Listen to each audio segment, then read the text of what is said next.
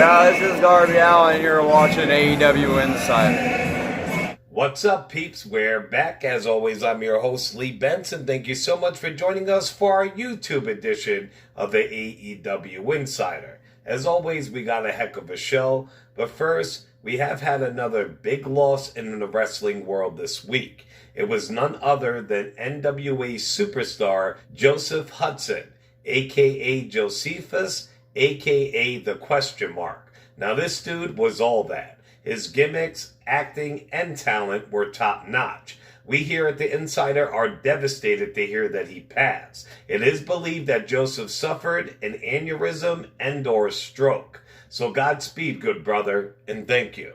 Now let's get to the show. AEW. Well, we know with the signing of Paul White that AEW will have a third show. Also, we know that TNT wants a second show. Well, it looks like all that might be coming. While speaking with the Wrestling Observer Radio, Tony Khan confirmed that AEW Dark Elevation will not be on the TNT network once it begins.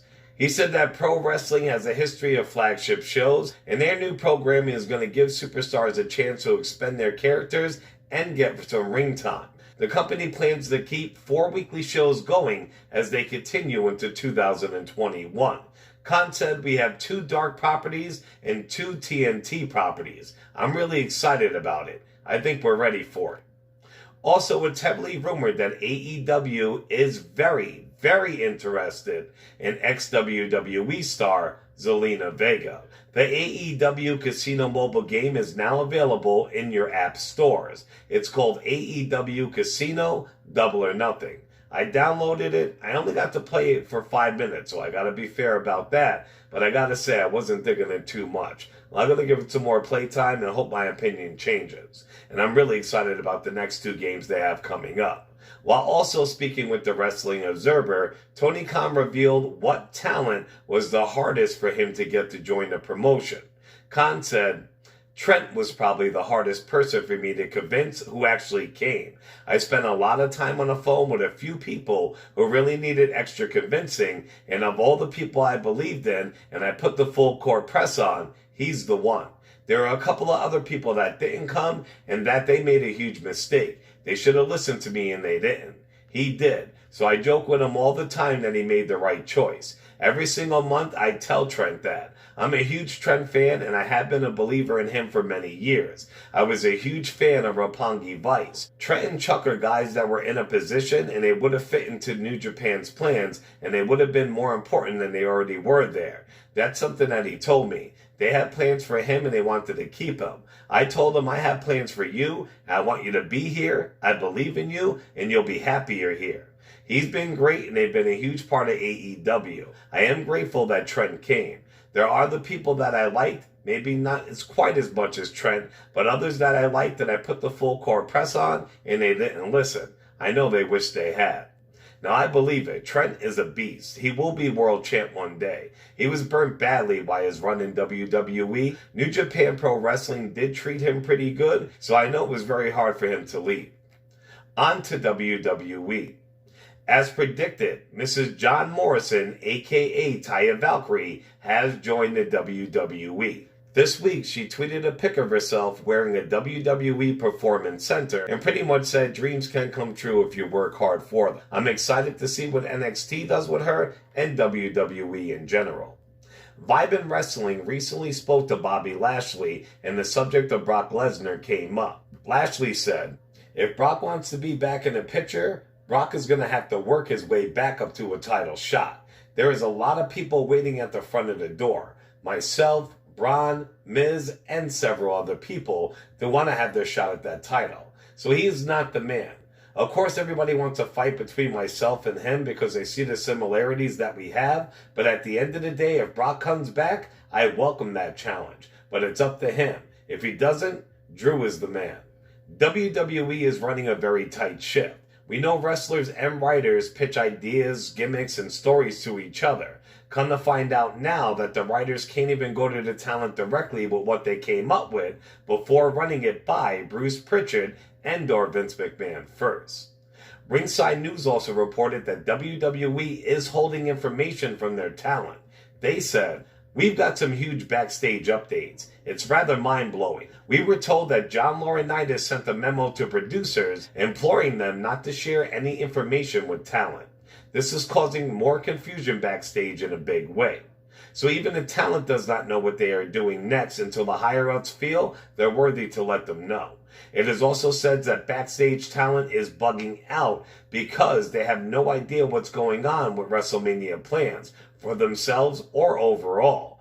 We the fans, myself included, because anymore they barely announce matches for an upcoming pay-per-view. You pretty much have to just tune in and see who's fighting. Imagine being a talent working there and having no idea until the day you walk into the arena. Daniel Bryan brought up ex-WWE champ CM Punk last night on Talking Smack.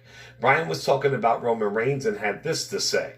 I have a message to give you, Roman Reigns. I am no longer putting myself on a back burner. I am no longer going to put other people first. I'm going to go out and take what's mine. And that's the reign I should have had even before CM Punk had his. And he was the best damn wrestler in the world. Now, I reported on my last show, Stardom in Japan was having their biggest pay-per-view of the year. They asked WWE very nicely if they would let Kairi Sane appear on their biggest pay-per-view of the year. WWE denied them. Yet it has been announced that they have given their NXT Women's Champ, Io Shirai, permission to appear at the pay-per-view show. That's fucked up, but it's also very cool. It shows that WWE is somewhat willing to work with other promotions. And I use the word somewhat because Io will not be appearing in person on the show. They actually let her record a video for her former promotion. So kudos to WWE for that. Now, since cutting his ties with his stable Undisputed, Adam Cole has his sights set on facing a lot of opponents. He has gone on record and says that he wants a match with none other than Mr. WrestleMania himself, the Heartbreak Kid, Shawn Michaels. I would pay damn good money to see that one happen, peeps. Matt Riddle was asked about some of his dream matches while doing an interview with Vibin Wrestling. He said, Edge is one of my dream matches. I mentioned him already on my dream match scenario for a tag match. He is so good and he brings the presence. It is the same with Randy Orton. Randy is so good. He's so big, he's so athletic, and he's such a household name. He is a dream match. AJ Styles, especially with this new giant gimmick, he's a dream match. So if you can be in a program or a rivalry with some of these guys, it's definitely career making. On to New Japan Pro Wrestling. Jon Moxley and Kenta faced off in a match last night on New Japan Pro Wrestling Strong. In the end, Moxley reigned supreme and defeated Kenta. This secures Moxley's reign for even longer. The forbidden door between New Japan and AEW looks like it's going to likely to continue also.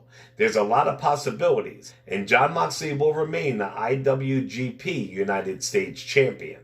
Now Moxley can focus on his next challenge as he faces Kenny Omega in an exploding barbed wire death match at AEW Revolution on March the 7th. According to a report from the Wrestling Observer, New Japan Pro Wrestling likely will not be mentioning that Lio Rush has won the AAA Cruiserweight title. For those unaware, Rush recently had a virtual signing with Rocky Romero, and he was informed that CMLL and AAA are rivals. With that being said, CMLL is close to New Japan, so any of AAA's titles are not expected to be mentioned at all.